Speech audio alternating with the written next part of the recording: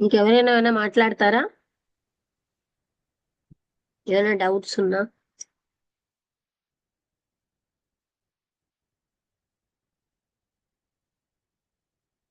అర్థమైందా? లేకపోతే ఎక్కడైనా డౌట్ ఉంటే అడగండి. అర్థం చేసుకుంటున్నాం అమ్మా. అంటే మ్యూజిక్ అలాంటివన్నీ కూడా సెన్సెస్ తీసుకెళ్తున్నాయనే విషయం చెప్తున్నారు. మన నుంచి మనం అంటే ఎస్కేప్ మన నుంచి మనం ఎస్కేప్ అవుతున్నాం.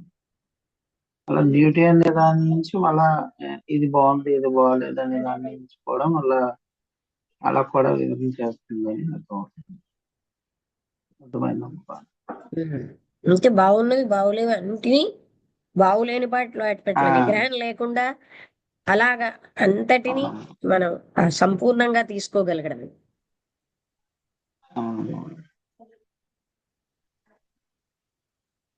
అయితే ఇంకా నాయుడు గారు ఏమైనా మాట్లాడతారా? ఉన్నారా?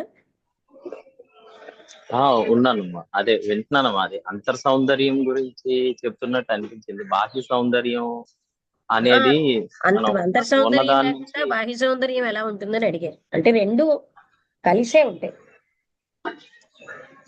అవునమ్మా. అంటే ఇప్పుడు వాటిని కప్పిపుచ్చుకోవడానికే కదా ఇప్పుడు మేకప్లు ఇవన్నీ చేసుకోవడం, లేదంటే అంటే ఇది దట్టిగా ఉందని ఇక్కడ ఈ ప్లేస్ బాగాలేదు, ఇంతకన్నా మంచి ప్లేస్ నేను నిర్మించుకుంటానని భావాలు ఇవన్నీ వాటి వల్ల కలుగుతున్నాయి కదా.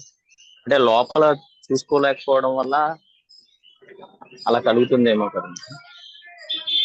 ఇక్కడ ఏమంటున్నారంటే సౌందర్య రహితమైన దాన్ని వేరేగా తప్పించుకుంటూ సౌందర్యమైన దాన్ని పట్టుకోవడం అది సెన్సిటివిటీ కాదు అని చెప్తున్నారు. అంటే సమస్తాన్ని చూడగలగడం, ఏ రకమైన ఖండింపు లేకుండా, జస్టిఫికేషన్ లేకుండా, చాయిస్లెస్ అవేర్నెస్ తో చూడగలగడం.